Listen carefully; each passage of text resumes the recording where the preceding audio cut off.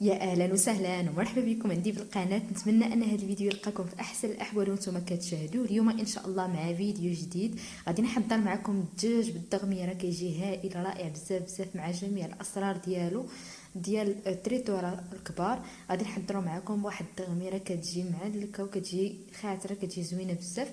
تبعوا معايا الفيديو حتى الاخير وما تنساوش تشاركوا مع احبابكم واصدقاء ديالكم باش تعمل فائده. ويلا نبداو على بركه الله. فاول حاجه انا عندي استعملت هنا معكم المونينكس، نتوما تستعملوا غير الهاشوا ولا اي روبو عندكم في الدار. هنا استعملت انايا واحد البصله كبيره قطعتها غير بهذا الشكل هذا، وكنزيد لها العطريه. هنا غنزيد لها واحد نص حامضه مصيره اللي كنكون قطعها طريفات صغار. هذا الحامض هو اللي استعملت معكم في واحد الفيديو سابق، راه نخلي لكم الرابط ديالو باش تدخلوا تشوفوه. وهنا استعملت معكم 6 تاع فصوصه ديال الثومه موين، ماشي صغار وماشي كبار بزاف. وهنا معلقه كبيره نتاع الربيع، وغنزيد عليهم 2 معالق صغار تاع سكينجبير يكونوا ممسوحين، ما يعادل معلقه كبيره ممسوحه. ونضيف لهم هنايا غير راس معلقه اولا نص معلقه صغيره نتاع الابزار. الابزار ما نكثروش منه بزاف كما غتشوفوا معايا. هنا استعملت غير راس معلقه نتاع الابزار صغير، ونزيد لها نص معلقه صغيره نتاع الخرقوم، ونص معلقه طبعا تاع الهريسه او الصلصه الحاره. وهنا نزيد لها انا هنا في الاول زدت لها نص كاس تاع الماء، قلت يمكن كافي باش تجينا يعني شرموله عاقده. وفي الاخير زدت لها كاس كبير نتاع الماء، فجريتها واحد شويه ولكن ماشي مشكل. المهم غنطحن كلشي مزيان مزيان في هاد مولينكس هادي. بالنسبه للناس اللي غيسولوني على الزيت ما درتوش في الاول، انا راه تشوفوا معايا الزيت فين غنديروه. هنا ما زدتش الزيت البلديه وزيت الروميه في الاول. وهنا في واحد الاناء كنوضعوا داك الشرموله ديالنا باش كنجيبوا الدجاجه وكنحطوها وتشرمل مزيان مزيان في هاد الشرموله هادي. الدجاجه بطبيعه الحال كنكونوا غاسلينها في الملحه والماء مزيان. كنخليوها بعد ما كنجيبوها كنخليوها ترقد واحد الساعه تاع المكانه في داك الماء والملحه والحامض. وداك الساعه كندوزو نخدموا بها. انا هنايا كنفضل انني الدجاجه كنبيتها النهار كامل، يعني الليل كامل في داك الماء والملحه والحامض هكاك طرونش مقطع. ولا ليه داك الساعه عاد كنبدا باش كنجي نشرملها هكا. واخا هكاك ما كتجيش يعني ما كتجيش الدجاجه مزيانه بنهارها. وهنا نسيت ما ضفتش الملحه في الاول، فضفتها هنا حتى الاخر تقريبا واحد معلقه صغيره. وهنا كنجيب هاد الدجاجه هادي وكنوضعها في الشرموله اللي فيها الطحن مجموعين. فبالنسبه لهاد الدجاجه هادي الوزن ديالها كيلو تقريبا. فهنا كما كتشوفوا راني دايره لها داك الثقوب في داك الجناب يعني، وكنديروا لها حتى في الصدر شي تقيبات هكا صغار بالموس، ما يكونوش تقاب كبار بزاف غير هكا. كنفلحوهم باش كتدخل فيهم داك العطريه وكيجيو مشرملين كيجيو لذاذ بزاف.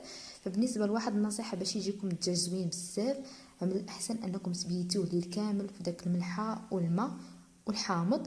ولا غد ليه انا هنا فاش شرملته راني خليته يعني مبيت الليل كامل. لو كنتو مزروبين به يعني غير باش تبيتوه النهار كامل في داك الماء والحامض، يمكن لكم انكم ديريكت داك الساعات تبداو تخدموا به وطيبوه. فانا غير باش يجيكم لذيذ اكثر فغنخليه هنايا في هاد الشرموله هادي تقريبا الليل كامل حتى الغد ليه، وعاد ديك الساعه نخدم بيه. وبعض المرات راه فاش كنكون مزروبه راه يعني هذاك الملحه والحامض راه كافي، يعني داك الساعه كنبدا نطيبو. صافي هنايا انا بانت لي هاد الشرموله هادي ما كثرتلهاش الخرقوم بزاف، يعني هاد الخرقوم اللي عندي انا ما كيطلقش. فهنايا كما غتشوفوا معايا في الطنجره ديال الضغط راه غنزيدها واحد شويه غير نسيت ما بينتوش هنايا. فكاين شي خرقوم بعض المرات كطيحي فيه يعني ما كيطلقش اللون ديالو، باش تجينا ديك الدجاجه يعني مذهبه وكتجي اللون ديالها كما كنعرفوا على الخرقوم راه كيطلقي اللون باش ما تجيناش هكا بيضه. يعني على حسب الخرقوم كيفاش عندكم نتوما. انا هنايا زدت واحد شويه باش يطلق لي اللون في الدجاجه. صافي غنكمل بحال هكا كندخل مع الجناب وفي الصدر كنعطيو يعني شرموله كندخلوها في الصدر والداخل حتى الداخل ديال الدجاجه مع العنق. كنشرموها بالطريقه الاعتياديه مزيان مزيان كما قلت لكم. وغادي نخليها تقريبا انا هنايا خليتها في هاد الشرموله هادي الليل كامل، وداك الساعه عاد غنجي وغنوضعها معكم في الطنجره باش نطيبوها. وهنا كندخلوا هاد الرجيلات هادي في هذاك يعني في داك التقيبه ديالها التحتانيه، يعني بعد ما كنقطعوها بهذا الشكل هذا في داك الجليده. وكان راه ساهله، يعني الطريقه ساهله. نتوما كتشدوا داك الفخذ وكتبداو تدخلوه بحال هكا. راه يعني الطريقه ساهله للمبتدئات، راه يعني غتجيهم الطريقه هذه ساهله. نتوما كما غتشوفوا غنبقاو شادينها مع الجناب وندفعوا فيها.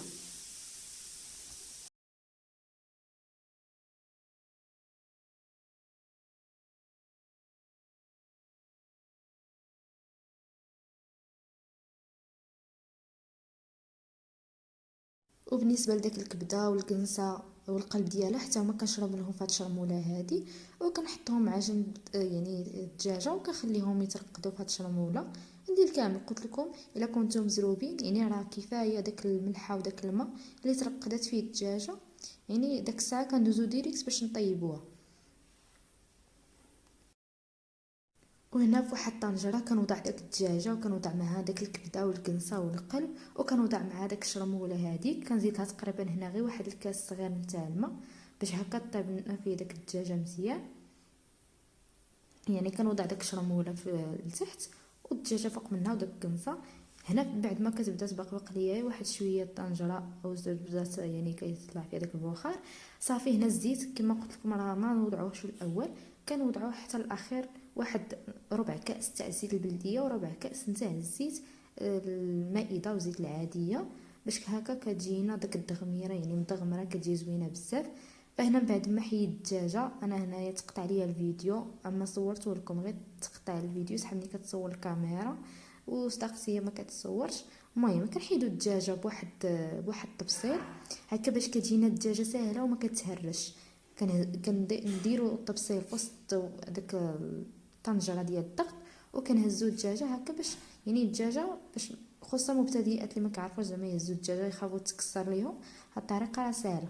فهنا بعد ما كتبقى لي داك الدغميره يعني داك الزيت ديال الدجاجه وداك الماء ديالها، كنضيف لها انا واحد الكيلو ديال البصله اللي كنكون قطعها هكا سنين فات رقاق، وكنبدا نحرك هكا هاد البصله هادي في وسط داك المريقه ديالنا باش كتدخل فيها داك المريقه في داك البصله. وبالنسبه للطريقه ديال الطهي ديال هاد الدغميره ديالنا راه كنوضعها واحد 25 دقيقه من بعد ما كنقفل عليها يعني الطنجره. وداك الساعه كنردها في واحد القدر ولا الاناء كبير باش هكا كنبدا نخلي داك الدغميره ديالنا تصفى على خاطرها وما يبقى فيها حتى نقطه ديال الماء، تولي هكا. شوفوا الزيت كما غتشوفوا هنايا راه قلبتها في الطنجره هذه باش نحركها على خاطري، لان كما كتشوفوا الطنجره فقط باش طيب لنا. وهنا كنرجعها باش تزيد يعني تختار لينا وتجينا عاقده كما غتشوفوا معايا هنايا فاش غنحركها معاكم. راه كيبقى غير الزيت هو اللي تيبقى وما كتبقى حتى نقطه ديال الماء، يعني كنبقاو نحركوا حتى نشوفوا الدغميره ديالنا ولات بحال هكا، يعني غير الزيت هو اللي يبقى والماء يعني ما كتبقى حتى نقطه ديال الماء.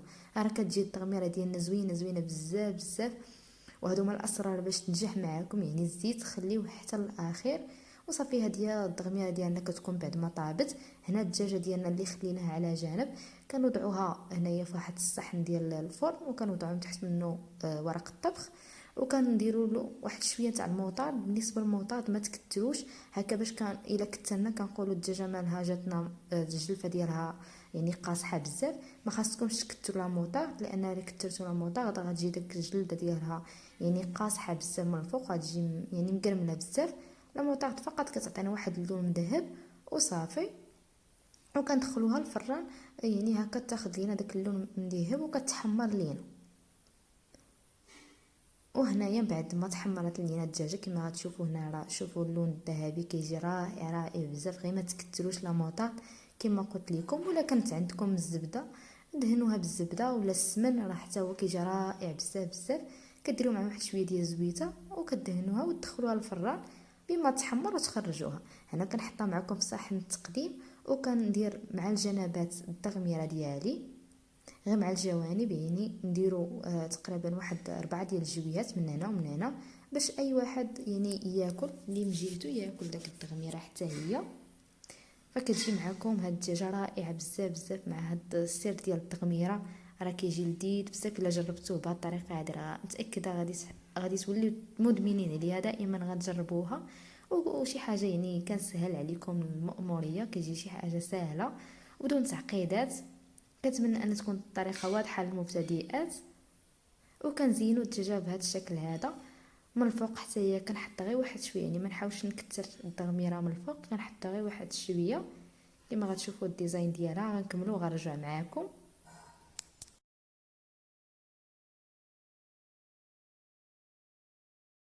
وهنا كنجيب واحد طرونش نتاع الحامض كنقسمو بهذا الشكل هذا، يعني ما يكونش غليظ، يكون واحد شويه رقيق، وكنديرو على شكل اكس هكا من الفوق ديال الدجاجه.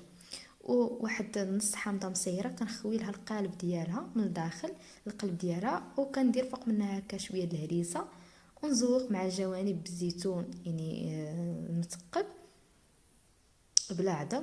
كيجي رائع بزاف بزاف بزاف. كنتمنى ان هذا الفيديو ينال الاعجاب ديالكم. اذا عجبكم ما تنساوش تشاركوا عندي في القناه، ونتلاقاو في فيديو جديد ان شاء الله مع وصفه جديده. مع السلامه.